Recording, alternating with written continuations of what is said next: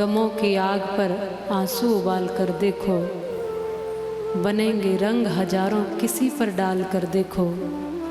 तुम्हारे दिल की चुभन भी कम होगी, किसी के पाँव का कांटा निकाल कर देखो। कोशिश करके देखो। हम इंसान ही है ना, मनुष्य ही तो है। और हमारे लिए बड़े बड़े आचार्यों ने बड़ी बड़ी बातें भी लिख दी हैं।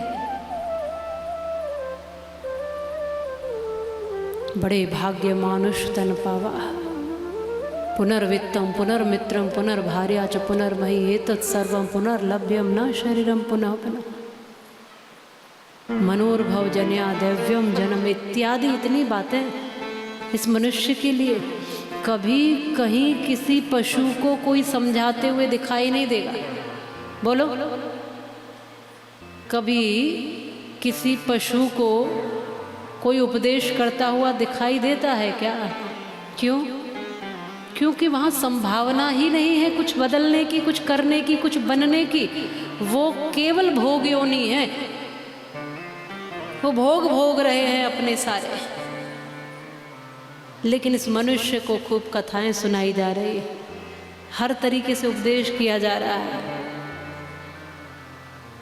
क्योंकि यहाँ संभावनाएं हैं बदलने की, बनने की, कुछ करने की। और ये फिर भी नहीं बने और फिर भी नहीं बदले और फिर भी कुछ न करे, तो मनुष्य में और पशु में कुछ ज्यादा अंतर है क्या? बोलो। केवल इस शरीर को पाकर हम इतराते घूमे कि हम मनुष्य बन गए, इंसान बन गए। तो इस शरीर से थोड़ी इंसान बनते। शरीर तुम्हारे पास तुम्हारे जैसा है, पशु के पास पशु के जैसा है। शरीर तो उनके पास भी है, उनके पास शरीर नहीं है क्या? तुम्हारी नजरों में वो जानवर हैं, हो सकता है उनकी नजरों में तुम बड़े जानवर हो। तुम उनको देखकर हंसते हो कि देखो ये इस तरह से चारों पैरों से चलते हैं, वो तुम्हें देखकर हंस रहे हो मन ही मन के देखो कैसा अजीब जानवर है, हमसे भिन्न चल रहा है। बोलो, तुम इसलिए कुछ अलग हो, तुम इसलिए कुछ विशेष हो कि तुम विशेष करने की संभावनाएं रखते हो। तुम इसलिए विशेष हो कि तुम दुनिया बदलने की संभावना रख सकते हो। तुम इसलिए विशेष हो कि तुम इस मनुष्य जीवन में आकर अपने आप को मुक्त कर सकते हो। एक पशु अपने को मुक्त नहीं कर सकता है, तुम इसलिए विशेष हो। इसलिए कम से कम इस शरीर को पाकर के यदि इतराते हैं कि ये मिल गया, अब मनुष्य बन गया, तो भूल जाना। इस दुनिया में बहुत घूम घूम कर मैंने देखा है, मनुष्य कम ही मिलते हैं इस दुनिया में। और यहाँ पर भी सबके सब मनुष्य होंगे ऐसा भी जरूरी नहीं, बिल्कुल जरूरी नहीं। आदमी ही आदमी का खून पी रहा है, बताओ।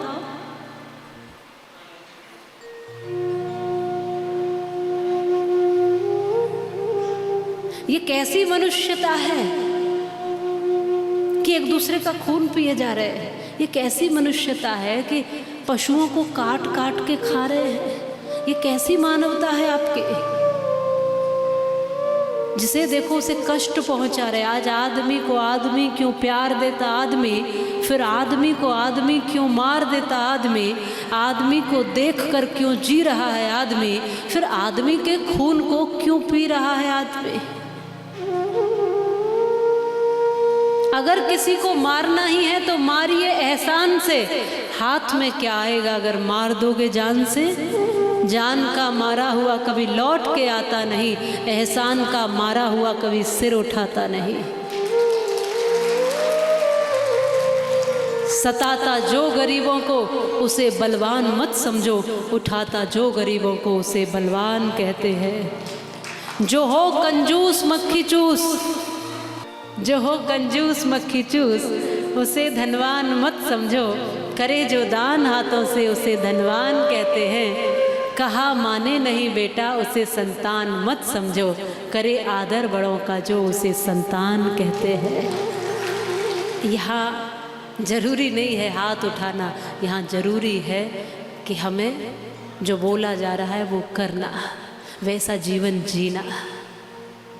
क्योंकि हाथ उठा के हम दूसरे को बता रहे होते हैं कि हम ऐसे हैं, लेकिन अपने भीतर संकल्प लेकर हम खुद के मन को समझा रहे होते हैं कि हम ऐसे हैं। हाथ उठाना भी एक औपचारिकता हो सकता है, या हाथ उठाना झूठा भी हो सकता है, सच भी हो सकता है, लेकिन आप जब खुद से भीतर से प्रश्न करोगे तब सही सही उत्तर मिलेगा। मैंने लिखा था कि कभी खुद से ठीक ठीक प्रश्न करके देखो तो सही, अपने आप से प्रश्न करके देखो, जो भी पूछोगे उत्तर सही मिलेगा। अपने आप से पूछ के देखो मैं कैसा हूं, पूछो खुद से, तो उत्तर बिल्कुल सही मिलेगा। लेकिन कोई और पूछेगा कि आप कैसे हो, तो आप यही बताओगे मैं तो बहुत बढ़िया हूं जी, बोलते हो ना। क्योंकि दूसरे की नज़र में किसी को गिराना अपने को पसंद नहीं है, कि मैं दूसरे की नज़र में न गिर जाऊं। अरे दूसरे की नज़र में गिरने और उठने के लिए जीवन नहीं जी रहे हो आप अपनी नज़रों में उठ गए तो समझ लेना कुछ जीवन में पा लिया है। इसके लिए आए हैं हम कृष्ण कथा। कृष्ण कब दूसरे के लिए जिए हैं बताओ, कब दूसरे के लिए, दूसरे के कहने से चले हैं, बोलो। कृष्ण ने वही किया है जो सही था, जो जरूरत थी उस समय की। जब युद्ध की जरूरत पड़ी तो युद्ध किया, और जब लगा कि बीच में से भाग जाने की जरूरत है तो भाग गए बीच में से युद्ध छोड़। जब गोकुल में रहने के लिए आवश्यकता थी तो मथुरा से भविष्यवाणी करते ही कहा वसुदेव जी से कि गोकुल पहुंचाओ, और गोकुल में रहे। और जब गोकुल से जाने की जरूरत थी तो गोकुल से चले भी गए और छोड़ भी दिया गोकुल। गोपियों से जब प्रेम किया तो प्रेम में रहे, मैया यशोदा से प्रेम किया तो यशोदा के आंचल में रहे, गोकुल वृंदावन से प्रेम किया तो वहां रहे, और जब छोड़ दिया तो बस छोड़ दिया, फिर आगे की यात्रा पर बढ़ गए। प्रेम तब भी था जब गोकुल में थे, प्रेम तब भी था जब मथुरा में थे, प्रेम तब भी था जब द्वारिका में थे, लेकिन कर्तव्य तब कुछ बदल गए थे, इसीलिए गोकुल छोड़ना पड़ा। कर्तव्य बदल गए थे तो मथुरा भी छोड़ना पड़ा। कृष्ण वो हैं जो समय समय पर समय के अनुसार चले हैं, जो जिस समय जरूरत जिस काम की थी वो किया है।